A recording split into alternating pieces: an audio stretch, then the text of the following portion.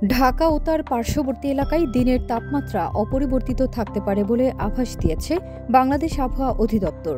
14 October আবহাওয়ার পূর্বাভাসে এই তথ্য জানানো হয়। এলএমই সার্টিফাইড বিশ্বসেরা কপারে তৈরি ওয়ালটন কেবলস, যা আপনার স্থাপনাকে রাখবে সব সময় নিরাপদ। পূর্বাভাসে আরও বলা হয়েছে, চট্টগ্রাম বিভাগের 2-1 জায়গায় হালকা বৃষ্টি হতে পারে। দেশের অন্যত্র আংশিক মেঘলা আকাশ সহ আবহাওয়া সাধারণত শুষ্ক থাকতে পারে। এছাড়া সারা দেশে দিন এবং রাতের তাপমাত্রা প্রায় অপরিবর্তিত থাকতে পারে।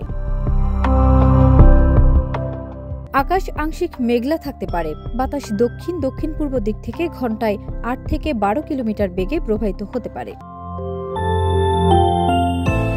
আবহাওয়া সাধারণত শুষ্ক থাকতে পারে। সকাল 6টায় তাপমাত্রা 25.2 ডিগ্রি সেলসিয়াস এবং বাতাসে আর্দ্রতার পরিমাণ 86% ছিল। এছাড়া গতকাল সর্বোচ্চ তাপমাত্রা ছিল 33.1 ডিগ্রি সেলসিয়াস এবং আজ সর্বনিম্ন তাপমাত্রা পাওয়া গেছে 25.1 ডিগ্রি সেলসিয়াস। ফারজানা নিকিতা, দেশ রূপান্তর।